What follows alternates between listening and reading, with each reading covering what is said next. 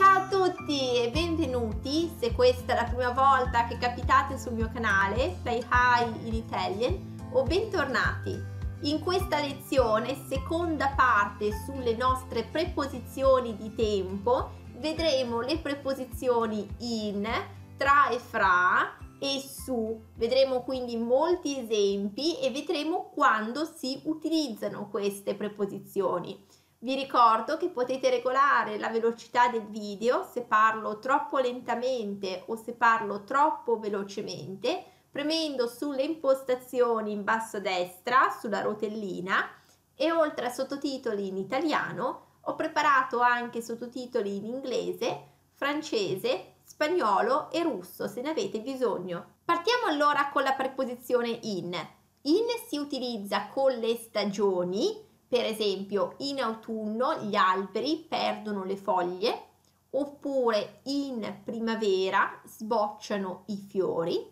E poi utilizziamo anche la preposizione in con gli anni come preposizione articolata. Per esempio, Anna è nata nel 1990. In questo caso nel è la preposizione articolata da in.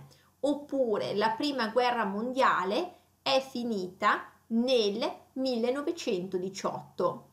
Utilizziamo poi la preposizione in anche con i nomi dei mesi. Con i nomi dei mesi però possiamo utilizzare anche la preposizione a, giusto perché così sapete che ci sono due opzioni, ok? Si sono sposati in ottobre, potremmo dire anche si sono sposati a ottobre. Oppure Natale cade in dicembre, vedete in più il mese, però potremmo dire anche Natale cade a dicembre, quindi possiamo usare in questo caso sia la preposizione in sia la preposizione a con i mesi dell'anno. E poi in indica il periodo di tempo determinato in cui accade l'azione oppure il periodo di tempo che è necessario per compiere un'azione. Per esempio, ho finito di leggere questo libro in una settimana, quindi l'azione di leggere il libro è avvenuta in un periodo di tempo determinato, che è questa una settimana, d'accordo? Quindi in cui ho finito di leggere questo libro. Oppure Luigi ha speso 10.000 euro in un'ora facendo shopping.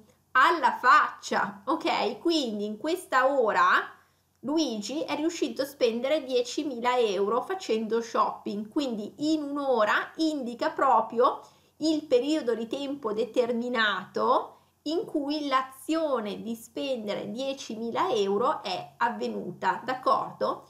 Oppure ho preparato il report in 10 minuti. Quindi vale a dire che io ci ho messo 10 minuti per preparare il report. Mi sono stati necessari 10 minuti per ultimarlo, d'accordo? E poi abbiamo le preposizioni tra e fra che vengono utilizzate in maniera totalmente intercambiabile e che si utilizzano per esprimere un'azione che comincerà in un momento o periodo futuro. Per esempio, tra 6 mesi Elisa si trasferirà in Canada. Vedete, si trasferirà, tra l'altro poi la forma del futuro qui vi indica anche che è un'azione che avverrà in un periodo, in un momento futuro, vale a dire tra 6 mesi.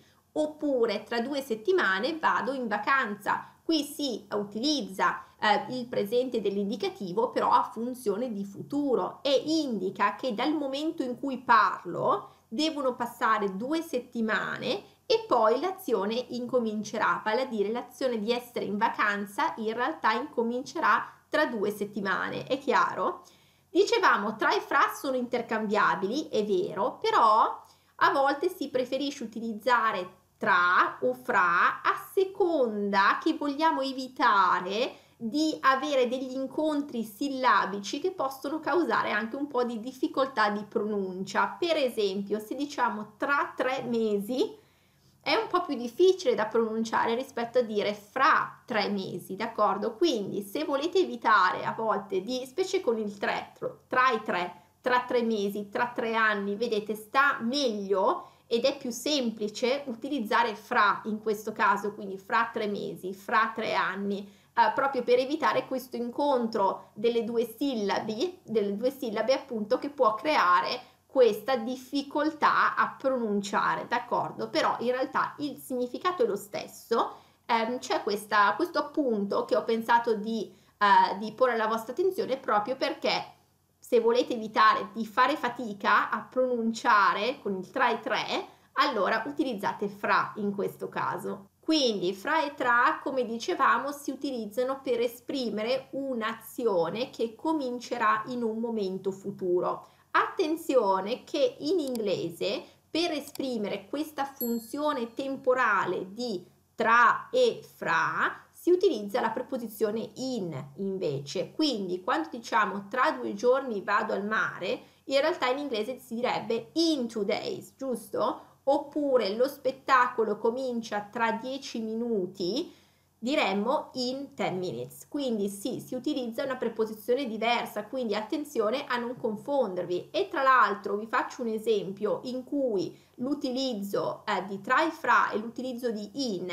denotano due attimi, diciamo, temporali totalmente diversi. Allora, se dico preparo la pizza in 10 minuti e preparo la pizza tra o fra 10 minuti, qual è la differenza? Nel primo caso vuol dire che ci metterò 10 minuti per preparare la pizza, quindi io preparo la pizza, mi ci vogliono 10 minuti, quindi preparo la pizza in 10 minuti, vale a dire ho bisogno di 10 minuti per preparare la pizza, ok?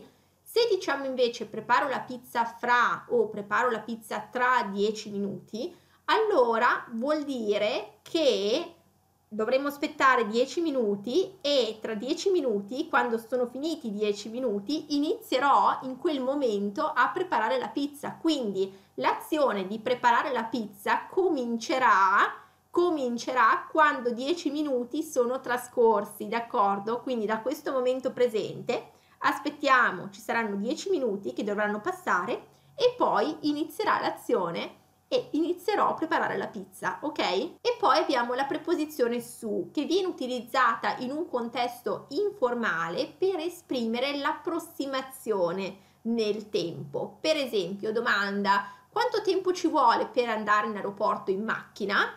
E l'altra persona dice ci vorranno sui 20 minuti, quindi quel su, in questo caso una preposizione articolata, indica proprio l'approssimazione, ci vorranno intorno ai 20 minuti, quindi un po' corrisponde anche all'inglese about, around, quindi indica l'approssimazione nel tempo, d'accordo? Allora questo è tutto per la lezione di oggi, spero che vi sia piaciuta e spero che vi sia tutto chiaro su queste preposizioni di tempo. Se vi siete persi la prima parte, mi raccomando, dateci un'occhiata, vi lascio il link al video nella descrizione e se il video vi è piaciuto mettete un like, così che mi aiutate a spargere la voce e a raggiungere più persone con questo contenuto, e considerate iscrivervi al canale ed attivare la campanella delle notifiche per non perdere nessun nuovo episodio. Allora vi auguro una buona giornata, un buon proseguimento, continuate a seguirmi e alla prossima. Ciao ciao!